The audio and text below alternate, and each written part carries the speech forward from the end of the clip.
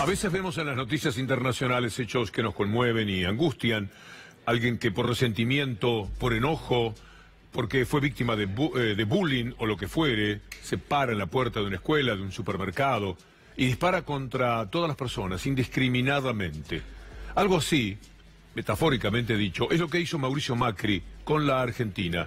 Disparó sobre la Argentina. Estaba enojado por la votación y entonces permitió, lo decidió en la madrugada de la derrota, que la Argentina tenía que pagarlo. Esos votantes que se atrevieron a decirle que no sirve como presidente, tenían que ser responsables ahora de lo que le iba a suceder a la Argentina. Y su desquite fue permitir que el dólar volara de una manera enloquecida al otro día de las elecciones, para decir, ve, ahí tienen, esto es lo que les va a pasar.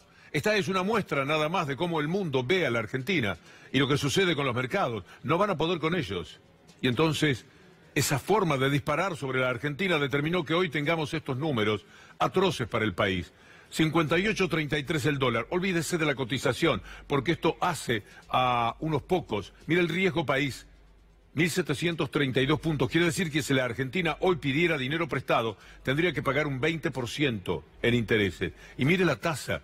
¿Qué país puede funcionar así? 74.85. Un récord histórico del macrismo. Pero lo hizo posible justamente el gobierno. Esto sucedió porque se desentendieron de todo por unas horas. Ahora se asustaron y se reúnen en la Casa Rosada y tratan de buscar una solución y hablan con el ministro de Economía y por supuesto reciben indicaciones del Fondo Monetario Internacional, que es verdaderamente quien se ha hecho cargo, tristemente, de la República Argentina. Pero parecería que es tarde, que no va a haber soluciones y para colmo esto se mezcla, como lo vamos a ver, con empleados despedidos en donde uno ponga la mirada. También en la República Argentina. Esto lo hizo posible el gobierno como nunca. Su fracaso es total y el hastío, el aburrimiento de la mayoría de los comentaristas periodísticos del país, lo verá más adelante. Es tremendo como hace Macri para, en cualquier canal de televisión, ya no solamente en alguno, como excepción, poder recibir las críticas que han sido durísimas, como no podía ser, por otra parte, de una manera diferente. Hoy el ministro Duhovne salió y fue encarado por los periodistas. ¿Qué podía decir Duhovne? Duhovne es apenas el cafetero del Fondo Monetario Internacional. Lo puso Mañeto para que le pase el dato más rápido de cómo va la economía y para que lleve a cabo alguna de las órdenes de lo que le puede interesar a la mafia de Clarín. ¿Qué hace Duhovne como ministro en el gobierno de la Argentina? Ahí está la imagen. Un hombre que no se puede detener y no puede hablar porque prácticamente no tiene algo para decir. Esto es lo que hay como ministro. En los días de crisis no hay manera de que pueda encarar. A propósito, una anécdota de ese auto en el que se va el ministro Duhovne. Con una sonrisa, eso sí. Es para preguntar, como en aquella canción de Nacha, creo que de Mario Benedetti. ¿Usted de qué se ríe, señor ministro? ¿De verdad? ¿De qué se ríe, Duhovne? ¿Qué sonrisa? Era una sonrisa nerviosa. No nos enojemos por eso. Gino Viglianco, un colega con el que trabajamos junto en el Destape, en algún momento mostró un tuit en el cual habla de que este auto marca otra irregularidad de Duhovne. ¿Se acuerdan que vivía en un baldío? No pagaba impuestos por el lugar donde vivía.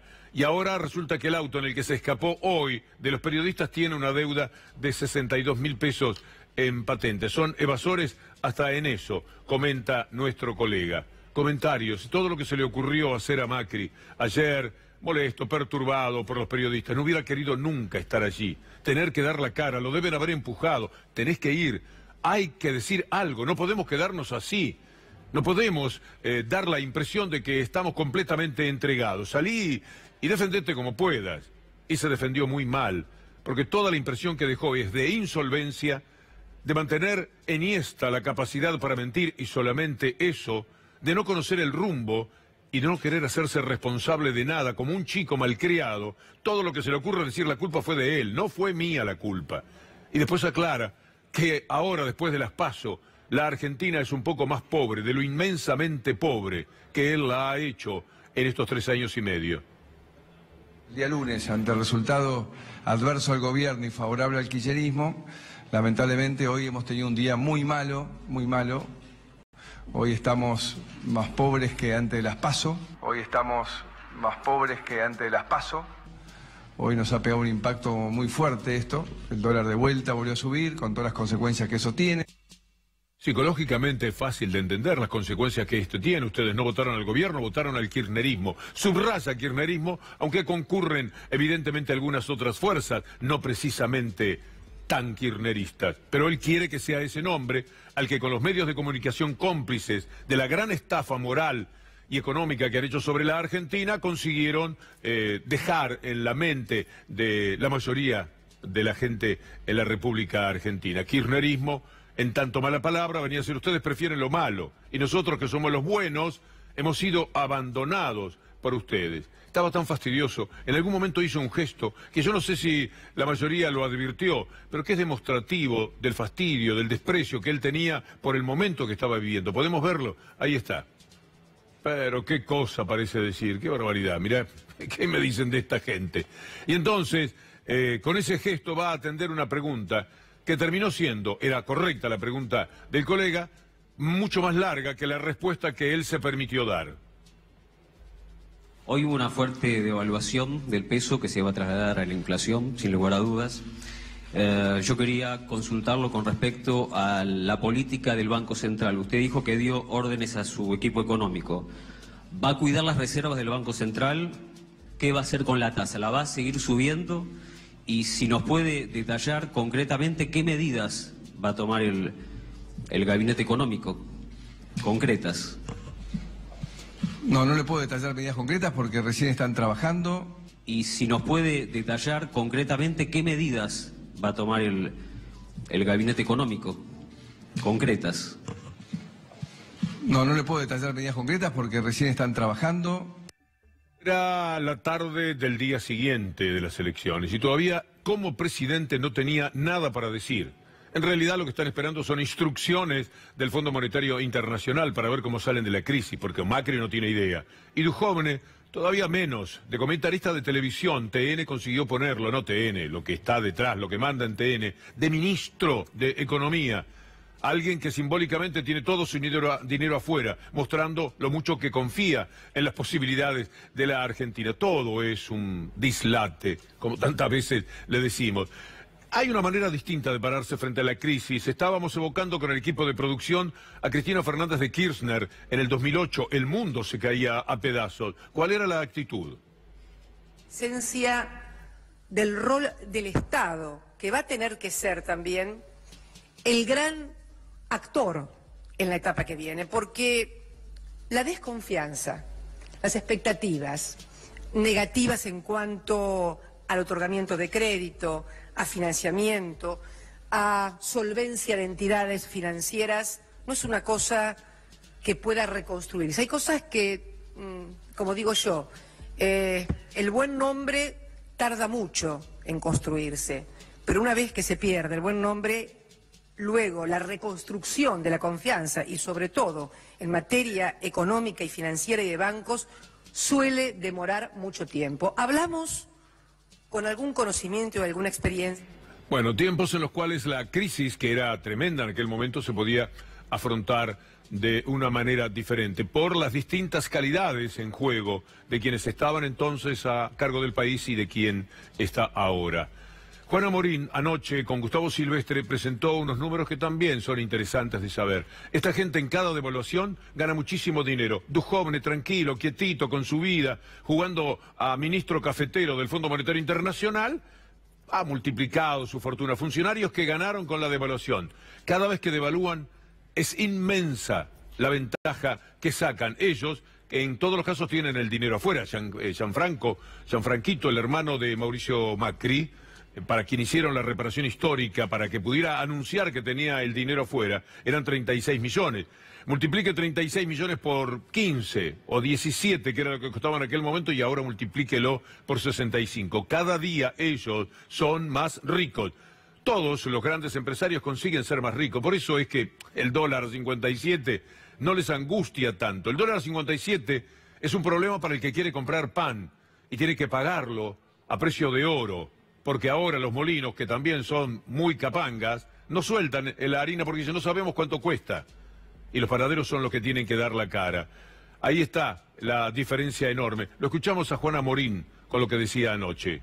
hay muchos funcionarios que están, por lo menos, protegidos de la devaluación, como siempre sucede. Claro. Bueno, el caso de Mauricio Macri, obviamente, es uno de ellos. ¿Por qué? Porque tiene ahorros en dólares. Increíblemente, nosotros permitimos que nuestros funcionarios tengan sus ahorros y sus depósitos en dólares, muchos de ellos con colocaciones en el exterior.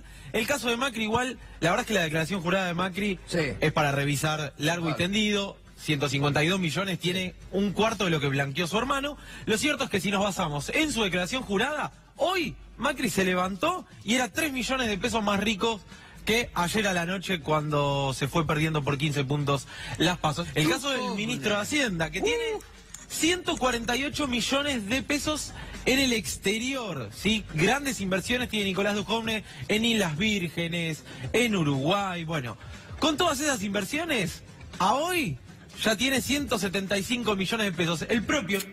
Ahí está la respuesta. ¿De qué se ríe, señor ministro? De lo bien que me va. A mí. Lástima que es ministro de un país con 45 millones de personas que tienen una expectativa de poder comer esta noche, en muchos casos. 3.600.000 personas van hoy a la cama mal comidos, si es que podemos decir mal comidos, porque también podría ser nada, ausencia de alimentos para millones de personas en la República Argentina. Esto lo consigue el neoliberalismo, lo hace siempre posible, porque es atroz, porque de alguna manera siempre está matando.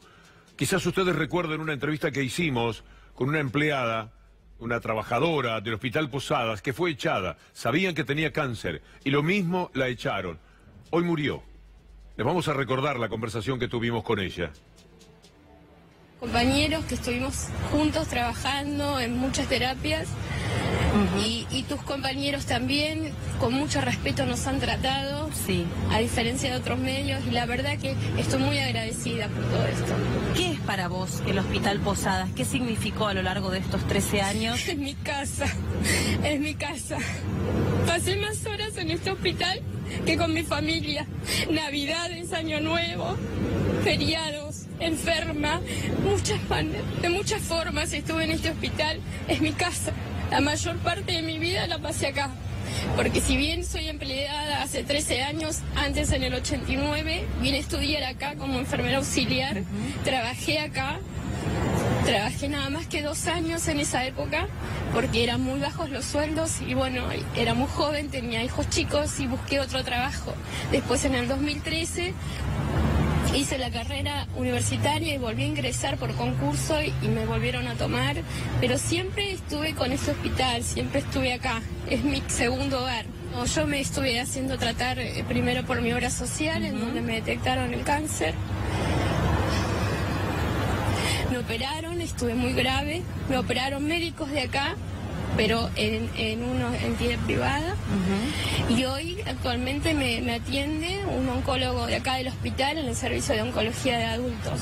Es difícil superar todo esto cuando no tenés una respuesta y cuando yo sinceramente siento que es totalmente injusto,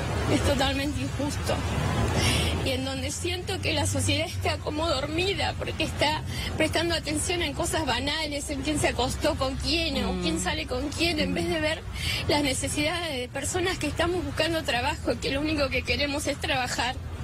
Y en donde, en mi caso particularmente, no puedo encontrar trabajo. Con mi enfermedad, ¿en dónde voy a buscar trabajo?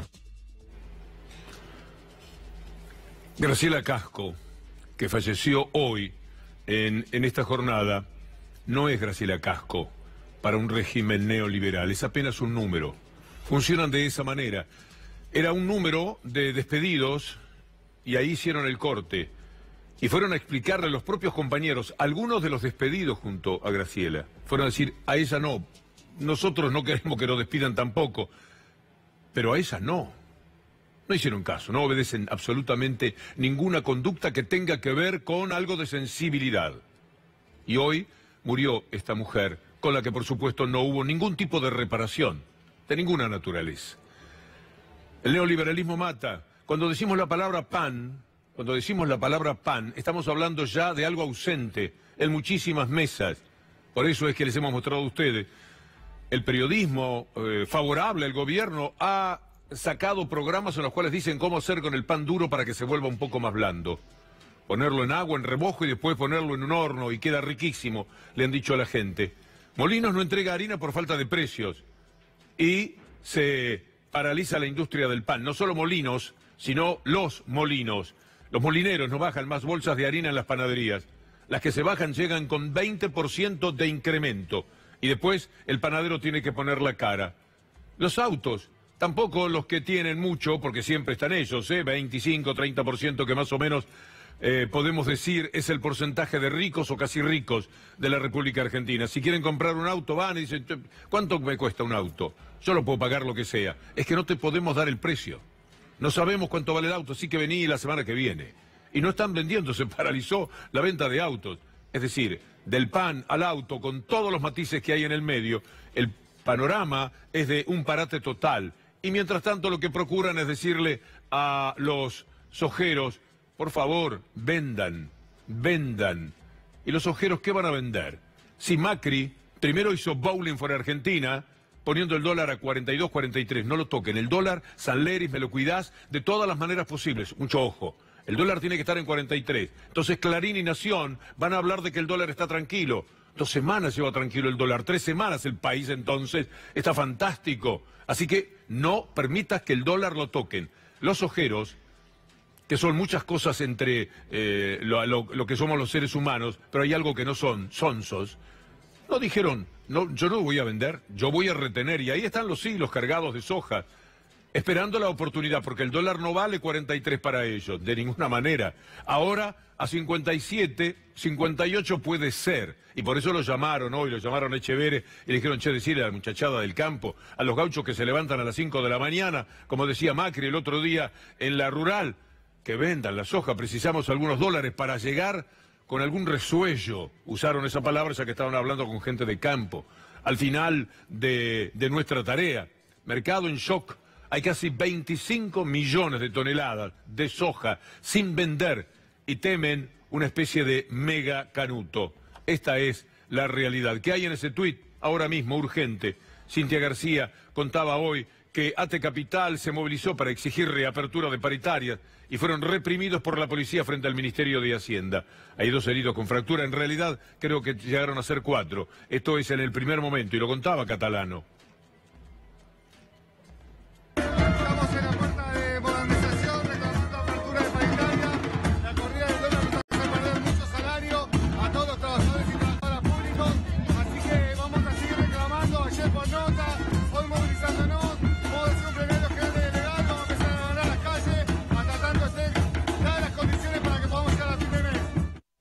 Ahora anda ATE en el Chubut también defendiéndose de la represión y teniendo que hacer visible allá lejos, solamente con C5N, casi seguro, tomando esas imágenes como ocurrió hace minutos nada más en nuestro programa. Las tapas de los diarios, por ejemplo, Página 12 y Crónica, que son ingeniosos siempre, hablan de, y si no saben votar, Macri, si no saben votar, yo no tengo la culpa de que el dólar vaya a 57. Él nunca tiene la culpa. Hay que echarle un vistazo a ese aspecto. La culpa es de los demás en todos los casos. Y si además conduce un pueblo que no sabe votar, ¿qué le podemos reprochar a Macri? Crónica dice, no cambiemos nada, porque esta gente no es capaz de tocar absolutamente nada. Vamos a recorrer lo que dicen algunos colegas, para no quedarnos solamente con nuestra visión de este horror económico, como aquel título de un libro francés sobre lo que pasa con la economía del capitalismo. El horror económico nos habita, el desastre que es cada uno de estos hombres que ya no se puede decir se ha hecho cargo del gobierno porque gobiernan otros y ellos van a las conferencias de prensa esperando que les den letra. ¿Quiénes son responsables de la corrida bancaria? El régimen de valorizaciones financieras de estos casi 4 años de economía macrista explotó por los aires, dice Alfredo Zayat. No lo hizo por el triunfo electoral de la oposición. Los nombres de los principales funcionarios del área económica son los responsables de la crisis. Mario Weinfeld, uno de los más admirados analistas de quien les habla, se refiere a que no es culpa de la democracia. ¿Esto sigue siendo Zayat? Dice, no, dice las bases de la economía macrista son las que provocaron esta debacle. Y aquí está lo que dijo Mempo Giardinelli. Mempo Giardinelli habló de psicopatía al palo, es decir, que es ineludible empezar la nota, decía, por la paliza electoral, el ocultamiento de resultados y la mentira a la ciudadanía para variar y encima mandándola a dormir. Grotesco que se coronó Ayer lunes con el discurso del presidente intentando zafar de toda responsabilidad. Está lo que dijo Mario Weinfeld, lo que nosotros ayer manejábamos como el malestar con la democracia. Mario Weinfeld le dice a la gente del gobierno que no es por culpa de la democracia que ha pasado todo esto, porque en eso pensó Macri y alguno más seguramente al lado de Macri, como Pichetto, cuyo gesto es el demostrativo real de qué es lo que está pasando. La democracia tiene la culpa para ellos.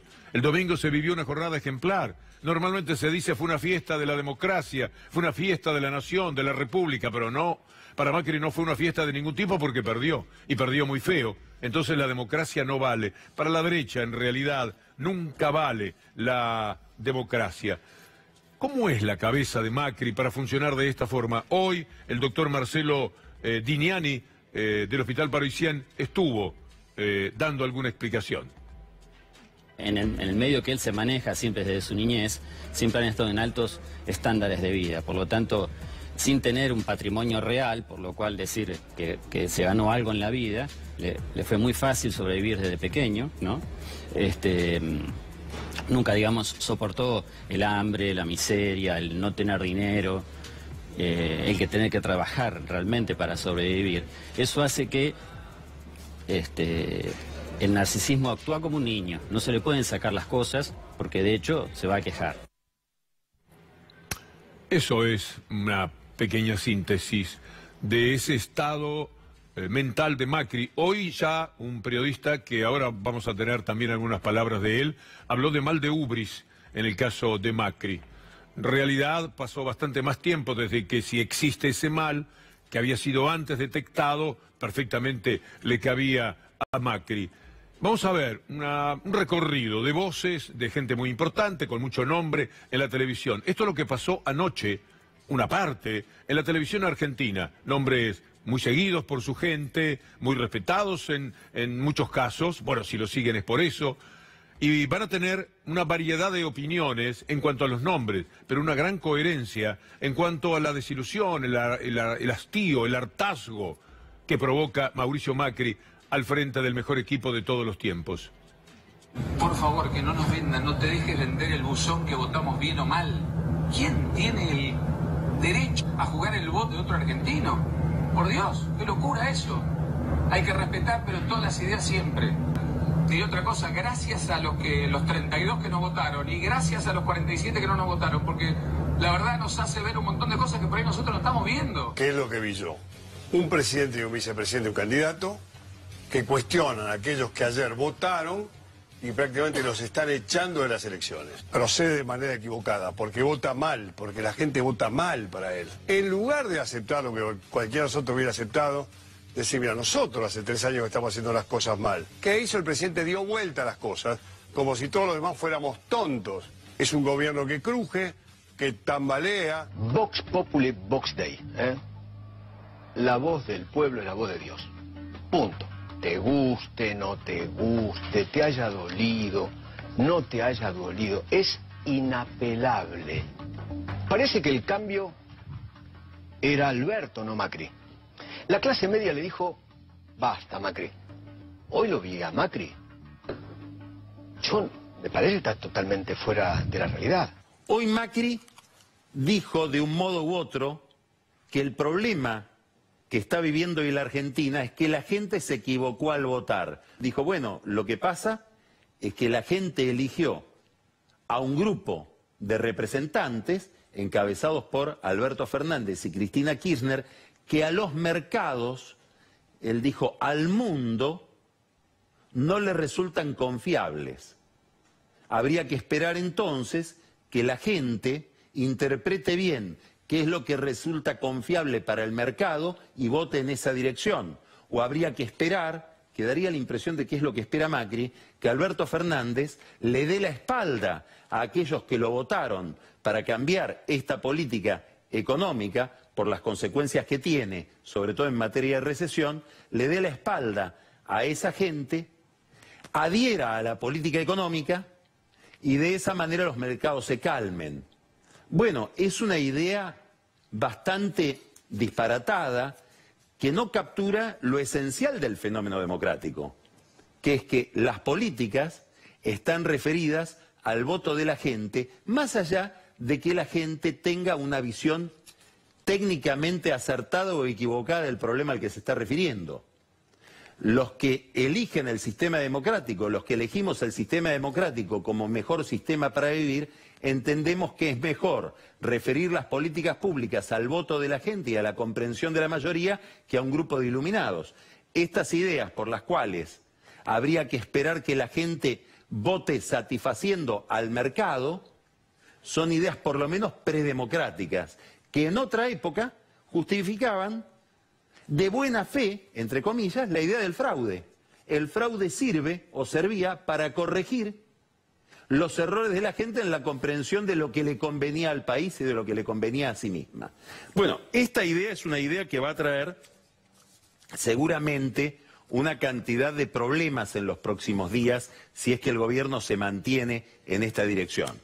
Mirase el canal que mirase, anoche Macri se encontraba con comentarios irreprochables en cuanto a lo que se estaba diciendo por lo que ayer ocurrió en la Argentina. Fue un hecho muy importante el del domingo.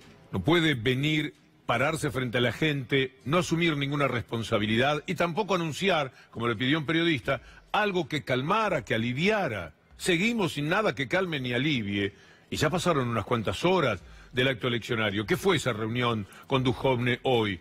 ¿Quién le va a contar a la gente qué es lo que decidieron? ¿Cuáles son los pasos que van a dar? ¿O todo es secreto? ¿O tienen que esperar la decisión que venga de Estados Unidos vía Fondo Monetario Internacional? Porque no es ningún tipo de metáfora lo que decimos con relación a que el gobierno está en el Banco Central, allí donde están las oficinas del Fondo Monetario Internacional. Es deplorable lo que ha sucedido. Pero uno se imagina si Macri, tan débil frente a las críticas, normalmente se encontró con este panorama cuando volvió a su casa, algo de televisión habrá mirado. No había comentarista que no hiciese referencia a los desastres que estaba cometiendo, pero además a la falta de respeto que tuvo con la verdad y con la población, con los votantes y con la democracia. Fue vergonzoso su comportamiento y de esto se tuvo que hacer cargo. Hoy a las 11 de la mañana, un horario bueno para Macri, se levantó a trabajar, estuvo 5 o 6 horas, tuvo reuniones, habló con Echeverri, decirle a la gente de campo que venda, estuvo con Duhovne, ¿qué es lo que quiere el Fondo Monetario Internacional ahora? Bueno, dice que no podemos vender, poner tanto dinero, tantos dólares a la venta. ¿Y cómo hacemos entonces? ¿Cómo lo paramos? Porque ahora se fue mucho más de lo que yo pensaba. Él quería un dólar caro para decirles, vieron, tomen, ahí tienen. Votaron, como dice él, al kirchnerismo y no me votaron a mí. Eligen el pasado y no el futuro que soy yo. Bueno, entonces lo van a pagar muy caro. En eso estamos. Es una verdadera tristeza lo que sucedió. Pero si así estaba antes de escuchar todos estos comentarios y muchos más, tan solo elegimos una parte, imaginen cómo se siente hoy y lo que habrán sido las reuniones de la Casa Rosada. Uno siente una gran sensación de desamparo. La columna sigue mañana, si Dios quiere. ¿Querés que bueno, yo me apuraba en los tiempos porque soy respetuoso de algunos otros temas. Pero sí, lo de Bolsonaro me pegó muy fuerte. Y vamos a poner antes de Bolsonaro y Macri lo que son las repercusiones internacionales en todos los diarios. Miren lo que son las pantallas. Porque una cosa es lo que dijeron los analistas locales, los conductores de televisión del país. El peso argentino se hunde mientras la centroizquierda gana las primarias, dice The Guardian. Inversores asustados ante la perspectiva de una administración populista, pretende decir. ¿Este es el fin de la visión de Macri para la Argentina? Pregunta la BBC.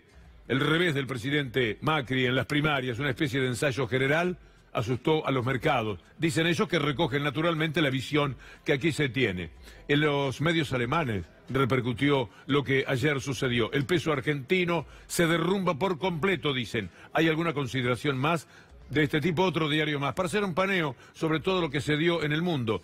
Este también es alemán. Los precios de las acciones de Argentina se desploman, porque sí, porque los precios se van abajo mientras el dólar se va para arriba. Para algún lado, lejos de donde tenían que estar, se van los indicadores económicos de la Argentina. Argentina, el peso se hunde fuertemente después de una derrota política para el presidente saliente. Y miren el Financial Times. Ninguno de estos diarios es Pravda de Moscú, como podrán imaginarse, y Pravda en aquella época. Ni siquiera el Pravda de ahora. Elecciones argentinas, para que los inversores creen que a Macri se le acabó el tiempo. ¿Por qué los inversores creen que a Macri se le acabó el tiempo a los inversores. Ese mercado que Clarín, Mañeto y Nación, los Aguirre decían el sábado, violando la veda, que estaban encantados. Si el mercado votase, vota Macri. Sépanlo, chambones, ciudadanos chambones, que son capaces de votar a otro. Los mercados le hacen un guiño a Macri, están con él. El respaldo de Estados Unidos, del Fondo Monetario Internacional, de la Unión Europea, de Bolsonaro, todo es a favor de Macri. ¿Ustedes lo van a abandonar a este hombre que ha conseguido que el mundo entero mire a la Argentina con una enorme devoción, asombrados del proceso económico que el país está viviendo? Miren lo que hizo Bolsonaro. Advirtió sobre la ola migratoria de argentinos a Brasil si Alberto Fernández es presidente. Es el segundo tipo más despreciable del mundo. Pelea con Salvini, el de Italia. Mi ranking, no sé el suyo, lo tiene a Trump como la persona más atroz de la humanidad hoy día. Estamos hablando en función de poderes. Y Alberto Fernández le respondió, y estuvo bien, como ha estado prácticamente en todas sus apariciones, dando la talla de ser un buen candidato a presidente de la República. Favorecido, porque cada día más Macri no da la talla en tanto presidente. Escuchémoslo. No, con Brasil nos vamos a llevar espléndidos. Brasil va a ser siempre nuestro principal socio. Bolsonaro es una coyuntura en la vida de Brasil, como Macri es una coyuntura en la vida de Argentina. Bueno, van a superponerse unos años mínimo, ¿no? Sí, bueno, y yo respetaré la institucionalidad brasileña, porque yo no tengo nada que decir. Ahora, en términos políticos, yo no tengo nada que ver con Bolsonaro. Yo celebro enormemente que hable mal de mí, un racista, un misógino, un violento, un tipo que celebra la tortura sobre Dilma Rousseff. Lo celebro. Y la verdad, lo que le pediría al presidente Bolsonaro es que lo deje a Lula libre y que se someta a elecciones con Lula en libertad. Pero eso no es potestad de Bolsonaro. Bueno, no sé si ves el ministro de Justicia que puso, que fue el ministro que persiguió, y ahora sabés, vamos sabiendo... Moro, por el ministro... Y vamos sabiendo cómo ese ministro de Justicia que juzgó a Lula y lo condenó a Lula, impulsaba a los fiscales a actuar para que Lula no llegue a ser candidato. Pero esto no es ojo por ojo. Vos te inmiscuís en la política interna de mi país, yo me No, yo solo cuento lo que pasa. Nunca hablaría si vos no me hubieras preguntado. Es tiempo de que Macri deje de comportarse como un chico malcriado, al que toda la vida le dicen que sí, que tenía razón en su empresa. Miren cuál sería el precio de un trabajador o de un amigo de segunda línea que no le dijese a Macri que era fantástico, que era maravilloso todo lo que hacía. Pero tiene que dejar de ser ese chico malcriado, porque ahora conduce nada menos que un país, un barco con 45 millones de personas. Muchos no comen, están hundidos en la pobreza 16 millones de personas. Los chicos están abandonados a su suerte el 50%. Los científicos pensando en irse, los estudiantes no pueden continuar con sus carreras porque no tienen la mínima ayuda. Los jubilados no pueden comprar remedios. Los trabajadores ganan muchísimo menos de lo que les corresponde y hoy amanecieron todavía más pobres en términos de dólares, porque el dólar se fue para arriba y los alimentos también, mientras que los salarios se quedaron allí. Es demasiado. Tiene que ser un hombre, Macri, un hombre de verdad. No digo un estadista, porque nunca va a tener esas condiciones, pero tiene que plantarse frente a todo esto, olvidarse de los enojos. Cada uno de estos periodistas que ayer seguramente le provocaba un ataque de caspa. Tiene que comportarse como aquel que se promocionaba a sí mismo como la solución de los argentinos. Y ha sido una tragedia para millones de argentinos. Sería bueno que esta noche se dé un buen baño de humildad. Y mañana, fresquito y temprano, si fuera posible, a las 7 de la mañana. No pido lo de Evo Morales, que se levanta a las 5. Evo es Evo, tiene mucho que hacer en su país. Pero más temprano, que a las 11 de la mañana, de días de crisis como estos, para quedarse un rato en la Casa Rosada, tener 3 o 4 reuniones y cansarse. Tiene que ponerle mucho trabajo, tiene que ponerle voluntad, estar a la primerísima hora, ganarle de mano a los mobileros de las empresas periodísticas que saben que antes de las 10 o de las 11 no pasa nada y entonces no lo buscan. Que aparezca 4 horas antes, que aparezca con soluciones y con verdades y asumiendo responsabilidades. Es lo menos que se puede pedir de un hombre que pareció que era capaz de ponerse al hombro un país y se lo tiró del hombro para abajo y nos tiene muy pero muy mal a todos. Ahora sí, le digo que la columna sigue mañana, pero el diario continúa ahora con Luli.